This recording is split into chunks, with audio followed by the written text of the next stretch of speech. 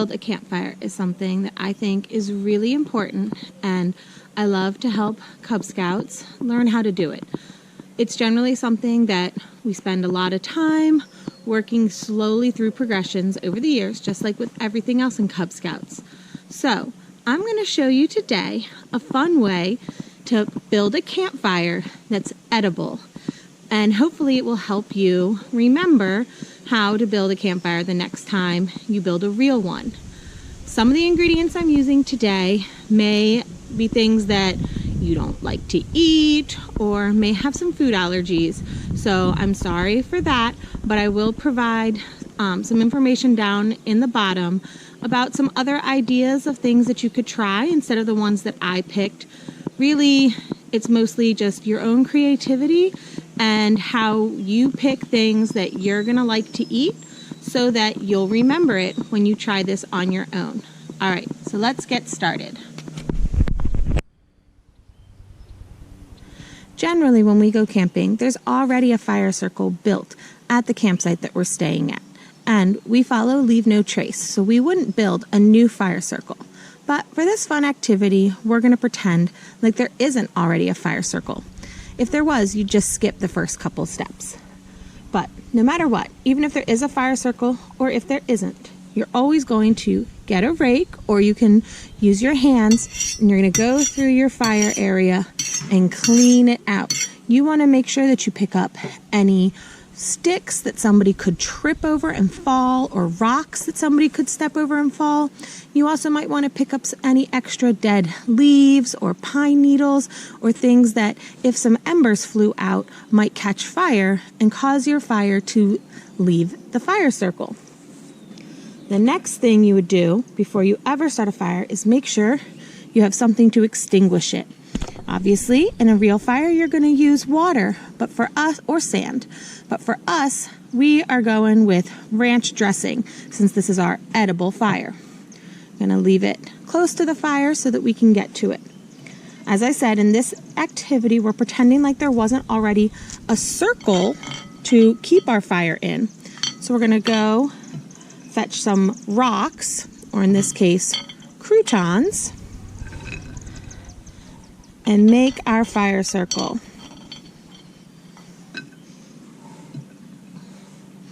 All right, so now we have established where our fire is going to be, and that helps us make sure that people know nobody's going to accidentally step across it or step into it.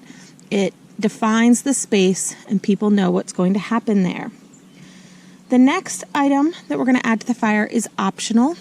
I like to call it a fire kiss. We don't use any liquid accelerants to get our fire going, but there are some other ways that you can add something in the beginning to help your fire burn. I'm going to have another video posted with a couple ideas. They usually involve combining wax with some string or some paper, and the wax helps to maintain your starter fire a little bit longer and keep the heat going so that the rest of your fire can catch. But you can totally start a fire without a fire kiss, just personal preference. The next thing that you're going to need to find is tinder. Tinder are things like dried leaves or pine needles, small, tiny little flaky things. So in this case, we're using some tiny little pieces of lettuce. We're going to arrange those. The next thing you would add after tinder is kindling. Kindling are small sticks and branches, and you wouldn't want them to be any thicker than your finger. Even for me, probably more like my pinky finger, but Cub Scouts, it could be your regular finger. So here, I've got some carrot sticks that we're going to use as our kindling. And just arrange those in there. We want to kind of keep them nice and tight, but we want to also make sure that we're letting air flow, because air is very important to fire. But we want them to be close to each other so that as one catches, it can help the next one. All right, we are ready for our next step, which is the fuel, or our logs. I'm going to be using some sugar snap peas. There's a couple different structures that different people like to build when they make a fire. Some people like to do the triangle teepee method. I like to do the log cabin or the chimney method, which you basically, it's also kind of like a hashtag. You have two on one side, then one go in the other. You want to see my kindling's moving. All right, we'll get this going. There we go. And you stack them, and when you stack them like this, you're creating air areas on the sides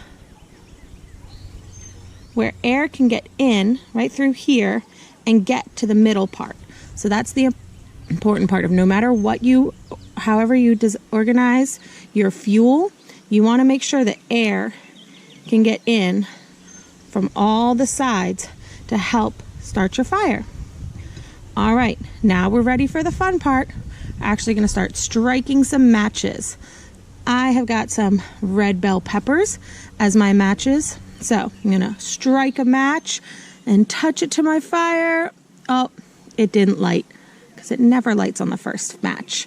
But my match is made of wood, so I can just keep it in the fire. Now it's some extra tinder. All right, I'm going to strike a second match. Oh, still nothing. All right, let's see. Third time's a charm. Strike. I light it. And finally, I have a few embers going. I'm going to fan them a little, help the airflow get to it. And now we have real flames of tomatoes. All right, and there we go. I built an edible campfire. And of course, when I'm all done now, I could pour some water over it to extinguish it. And I have a yummy snack to eat.